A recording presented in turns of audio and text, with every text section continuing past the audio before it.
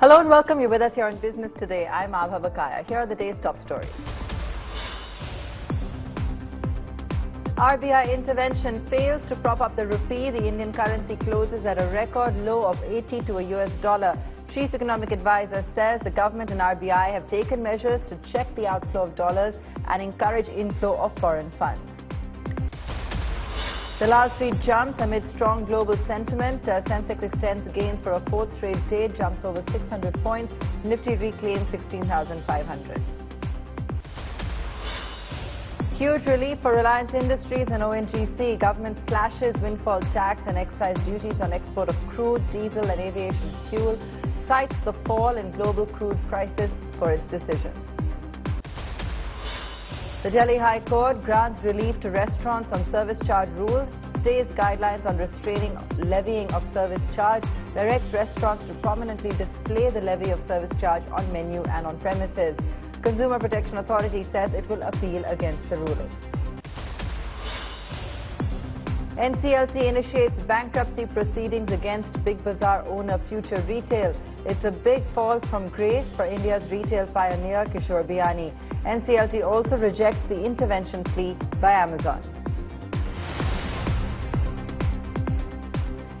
Restaurants have been allowed to levy a service charge from you every time you go out to eat with your family. The Delhi High Court today stayed a two-week-old order by the Central Consumer Protection Authority, which had barred restaurants from charging extra on food bills. Restaurants, as expected, have welcomed the court order.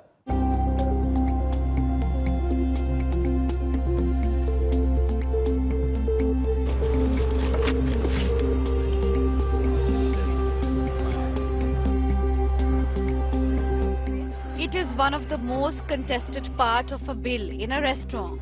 It does not matter if you're satisfied and happy with their service, you have to pay service charge on top of the food bill. This charge, contested for long by consumer rights activists, now has a court order backing it. The Delhi High Court today set aside the Central Consumer Protection Authority order banning the service charge. The authority had cited more than 500 consumer complaints when it issued guidelines on the 4th of July. The guidelines made it clear that the restaurants could not add a service charge to the bill or collect it from the consumer in some other name. The guidelines also stated that no hotel or restaurant could force a consumer to pay the service charge. The authority also allowed consumers to register complaints in the regard with a helpline or a mobile app. Delhi High Court has stayed these guidelines, making it clear that consumer had the option of not going to the restaurant if they did not want to pay the service charge. The order is notice and stay of the guidelines, para 7 of the guidelines. The effect is that the restaurants can continue the practice they were continuing with, namely that they can charge service charge between 5 and 10% is what restaurants have been charging. Two conditions have been imposed. One, for takeaway orders, service charge cannot be charged. And secondly, that service charge is being charged should be displayed prominently, both in the menu and possibly in any other place that the restaurant considers appropriate. While the authority argued that the charge constituted an unfair trade practice, the restaurant said they have been allowed since 1970s and supplemented the wages paid to the employees. The restaurants also rejected the contention that the charges were arbitrary, saying they were recognized practice all over the world. The High Court, however, ruled that service charge cannot be levied on takeaway and delivery orders. The order also asked restaurants to prominently display the service charge on menus and other locations. The next hearing on the matter will be on the 25th of November. With Anisha Mathur in New Delhi, Bureau Report, Business Today Television. Indian equity benchmarks continue to rise for a fourth straight session amid positive global market sentiment. Sensex closed at 55,397, up 630 points, while the Nifty reclaimed the 16,500 mark. Sectorally, the Nifty IT index climbed 3%, followed by the Nifty FMCG. The broader market, however, underperformed the frontline indices today. ONGC, Tech Mahindra, TCS, HCL Tech, Reliance Industries, some of the top gainers, while HDFC Life, M&M, Eicher Motors, Sun Pharma and Kotak Mahindra slipped in trade. Meanwhile, RBI intervention failing to prop up the currency, the Indian rupee closing at a record low of 80 to a US dollar. In a big relief to Reliance Industries and state-owned oil refiner ONGC, the government has reduced taxes on export of fuel. While the windfall tax on domestically produced crude was reduced by 6,250 rupees per ton, that's to 17,000 rupees, the tax on diesel export has been reduced by 2 rupees a litre to 11 rupees a litre. The windfall tax on aviation fuel has also been cut by 2 rupees to 4 rupees per litre. The government also exempted special additional excise duty on exports from special economic zones. The windfall tax had been imposed on the 1st of July to discourage exports and ensure the domestic demand was met. While the Reliance stock rallied on the news today, as did ONGC, the windfall tax cut also benefits Vedanta's Ken Oil and Gas, which produces around 24% of the total crude in India, and reduced tax outgo will help in profitability for the company. HDFC Life reported 21% rise in net profit for the June quarter, buoyed by top-line growth along with higher renewal ratio that boosted margins. My colleague Sakshi Batra spoke to Vibha Padalkar on those Q1 numbers. Listen in. Recently, very big developments coming in on the group level as well. The HDFC and HDFC Bank merger coming into way. So how is that going to also, say, perhaps benefit you? So what will happen post the merger and regulatory approvals coming through is that our largest distributor, which is HDFC Bank, will also become our promoter. And so like they have also articulated, HDFC Bank folks have also articulated that it will become either a subsidiary or nevertheless, regardless of the shareholding structure, it will be the promoter. And so there will be full alignment both as a distributor and as a owner of the company. And we look forward to that. I think, again, going back to the customer, what is important is that how are we solutioning for the needs of HDFC Bank's customers? How are we servicing them? How are we being able to have a one HDFC concept so that we're able to service customers of HDFC Bank a lot better? Okay, understood that. Now, as we understand, as far as HDFC Life is concerned, we do know that you are one of the leaders in the overall new business and the individual new business segments as well in the private sector. Going forward from here, if you could help us understand what is the outlook on the market share that you could share with our viewers? See, market share is an outcome. What we do is that we look at how we can calibrate top line, bottom line, quality of business, the risk on our balance sheet, and so on. So we have continued to stay amongst the top three, both in individual business and group business, and that is something that we are fairly confident of retaining our position. Okay. Could you also share with all our viewers the outlook for FY23 as a whole on the growth front, and also help us understand what could be perhaps some challenges to that growth forecast, if you could share? So we have put out last quarter our scorecard for the last 4 years, and we have doubled almost every metric, if not higher. Again, top line as well as profitability, which roughly translates to a growth of about 18-19%. And I'm reasonably confident of having a repeat performance of what we did over the past 4 years once again. So that's the kind of performance. So anything between 17 to 20% kind of a growth on the individual on APE should definitely be possible. Okay, and any challenges or risks to the growth factors going forward, what would they be? There are always some headwinds. For example, what we're facing right now on inflation, especially in the term space, if there's a lot of volatility, that is causing some of the being a dampener on sentiments, that can always have a lagged effect if it lingers around for too long. But barring that, I think the fundamentals of insurance, thanks to the pandemic, are now better understood than they were 2 years ago. Okay, and since we are in the rising interest rate scenario, any impact of that? We would see limited impact of that. Yes, we do track and publish our sensitivity to interest rates, but the products also become fairly attractive, and we are seeing that uptick on our annuity business as well as on our deferred annuity business, on our non-par business, and so on. Now, another big scare involving a Go Air aircraft today, the third in the past 2 days. A Go First flight between Delhi and Guwahati was forced to divert to Jaipur after the aircraft's windshield developed cracks mid-air. The flight could not head back to Delhi because of bad weather and had to make an emergency landing in Jaipur. This is the third incident involving Go First flights in the past 2 days. Yesterday, one of its aircraft had developed engine trouble while taking off from Srinagar, while another flight to Leh was diverted to Delhi, also with engine trouble. Maruti Suzuki has finally taken the wraps off its new global flagship SUV, the Grand Vitara. The 5th gen Maruti Suzuki Grand Vitara will go on sale in India first and is expected to be sold in multiple overseas markets. It's been developed jointly with Toyota. The Grand Vitara SUV is based on the Toyota Urban Cruiser Hyryder SUV that made its global debut earlier this month. This car will be going against other mid-size SUVs such as the Kia Seltos, Hyundai Creta, MG Aster and Tara Harrier. Bookings have been underway since the 11th for a token amount of 11,000 rupees. It will be sold through Maruti's premium Nexa dealerships and it will hit the roads towards the end of September. Well, Maruti Suzuki has launched the Grand Vitara. Remember, prices have not been told. This vehicle would be manufactured by Toyota in the Bangalore facility. Talking about the grills, Maruti Suzuki has kept in mind very clearly about the needs and the wants of a good SUV grill. Talking about the connected DRLs, the DRLs are a signature segment for Maruti Suzuki because remember, Maruti has been moving out from the traditional headlamps that Maruti Suzuki is trying to give.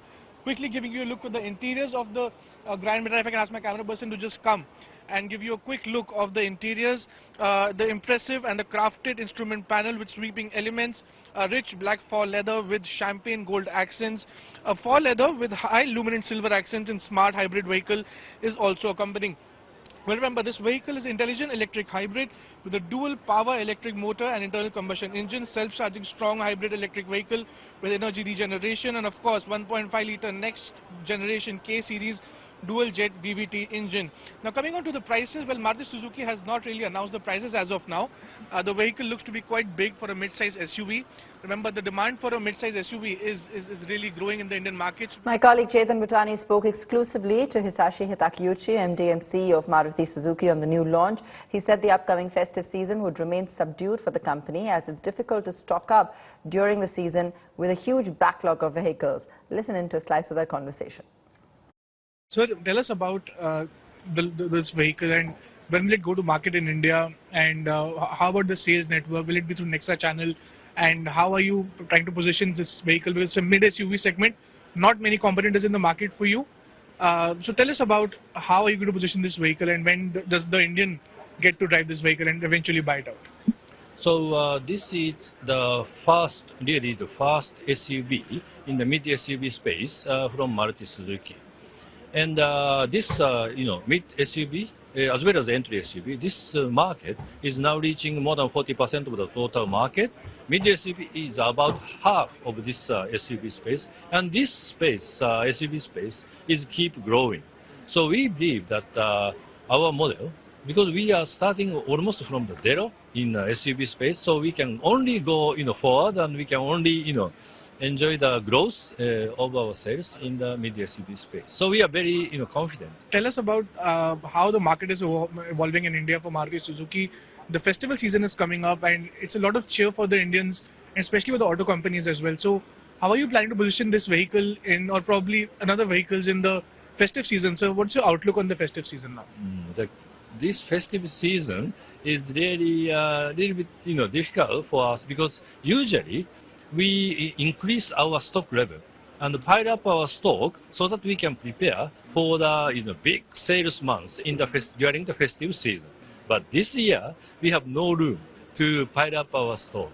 So this festive season will be a little bit tough in terms of supply and also to quickly deliver the cars to our customers. From that perspective, this is little bit tough season for us. Reliance Industries will buy one of the teams in South Africa's upcoming T20 League. According to an announcement by the company, the team will be based in Cape Town and will take forward the Mumbai Indians brand. Reliance had recently bought a team in International League T20 in UAE. Meanwhile, the other 5 teams in the South African League have also been bought by IPL owners. You're with us here on Ask Udayan, the show where we take all your stock market related queries. Remember, you can also send in your query on the number on your screen and we help you with the right strategy during these uncertain times. Joining us to answer those queries, none other than our global business editor, Udayan Mukherjee. And jumping right into the deep end this Wednesday, Udayan, we're talking about IT. Given all the flurry of results, TCS is first on the radar. And we've got Mr. Ramanathan from Chennai who has a query. Let's listen in. Good evening. This is Ramanathan from Chennai. Mr. Udayan, I have high regards for your opinion on the program. My question is, I have accumulated shares of TCS at 3,624 per share. Value for almost 6.5 lakhs of rupees. Right now, I find it is at minus 16% of my acquisition price. Please advise whether to hold or book loss, or else probably buy some more, hoping to average out. Thank you.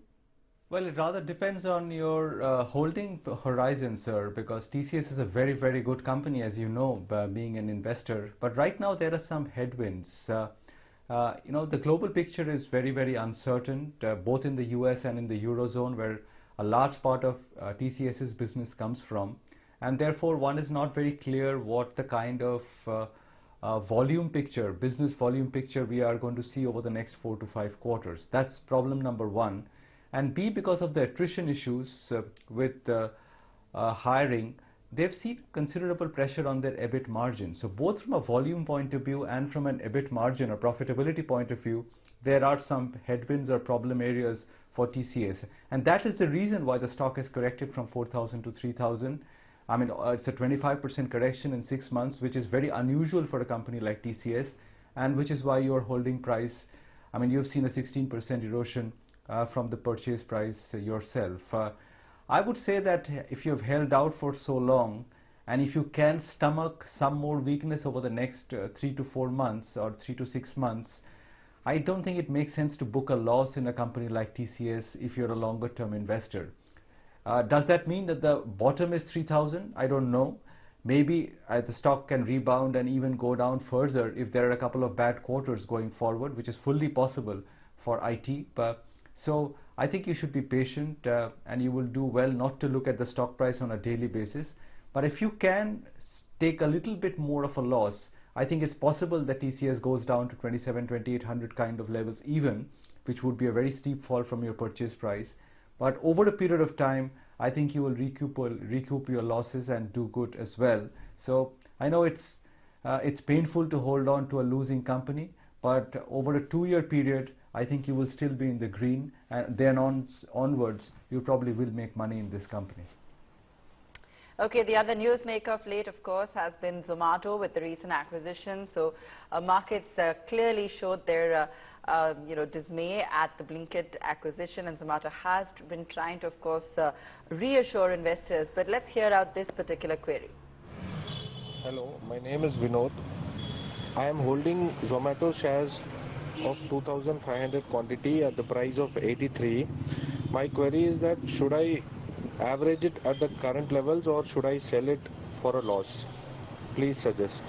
I'll be careful with Zomato. I actually think it's a very good franchise in its core business, but I suspect that they are making capital allocation errors right now. I'm not a great fan of their foray into quick commerce through Blinkit. I don't know whether they had to do it because of the history of relationship with the company, but in my book, it probably will, on hindsight, will look like a capital allocation error from the Zomato management. Quick commerce is a space where much bigger fish are present. You've got players like Jio, Tata's, Amazon, Flipkart, all in that game, and I do not think Zomato will make great headway. The more I look at this management, I think they are beginning to panic a little bit. So I don't know whether you should be averaging at this kind of price at 54, 55.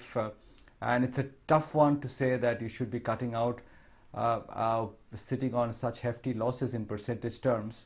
But I really don't see any major bounce in that stock from this current level and it going back to 90, 100 kind of levels anytime soon. I would be very surprised if that were to happen. I think there are valuation issues. There are capital allocation issues from the management, and I think even in the beleaguered digital space, you probably have better options to look at than Zomato. So this is not an active recommendation to sell the company, not at all. But I think you should be careful about averaging from here on and just wait and see how the next few quarters pan out. Okay, Gaurav Gupta has also written in. He has a query on Astral Poly. Let's listen in. Hi, this is Gaurav Gupta from New Delhi. I had bought around 500 shares of Astral at an average price of 1910 between April and May, and it has been going down ever since. Sold 200 shares at 1640, booking a considerable loss. What should I do about the balance 300 shares? I can hold them for a medium term, 6 months to 1 year. Thank you. Well, the stock has had a recent bounce. I think from the lows it's up about 10-12% already, and from the price at which you booked the loss, it has actually gone up quite a bit. And I think there might be a lesson there in that price movement, that you probably sold too early. Yes, there was a loss, notional loss, but I don't know whether it was a prudent thing to have booked that loss, because in my book, Astral is a good management. It's a fairly dynamic management, and while it may only be the 4th largest PVC pipes player, I think it's actually a much better player than some of its larger peers like Supreme Industries or Finolex. Actually, Astral Poly is a much better stock to own compared to Supreme or Prince or Finolex in my book, because they seem like a management which is trying to put together a more holistic household products business. So I think they're getting into things like sealants, adhesives, even maybe paints at a later stage. I like this kind of management thinking. They're also a high growth company. I think even in the next 3 years they probably will grow at 20-25%, and therefore they have a superior growth profile compared to their peers. Valuations too have moderated because it was a very expensive company, but it's still not a cheap company, but trading at very high PE multiples. But they have moderated somewhat. But I think the growth takes care of some of that. So I would not panic with Astral Poly at this point in time, particularly if Indian companies were to embark on a capex program, as looks increasingly likely over the next couple of years. Then I think companies like Astral will stand to do well. There is only one question which I'm unclear about, which is whether it's better to own Astral or it's better to own something like a Polycab, which is trying to put together a similar kind of a business profile. So these two managements, I think, are comparable. These two stocks are comparable. So in your shoes, I would consider owning a bit of both these companies and see how things go from here. I mean, if that helps you. All right, and let's also listen in to Nirupam Kakati, who has a query on L&T Infotech. Hi Udyan, this is Nirupam Kakati. I have 23 shares of L&T Infotech at the rate of rupees 6046 per share. Should I buy, sell or hold?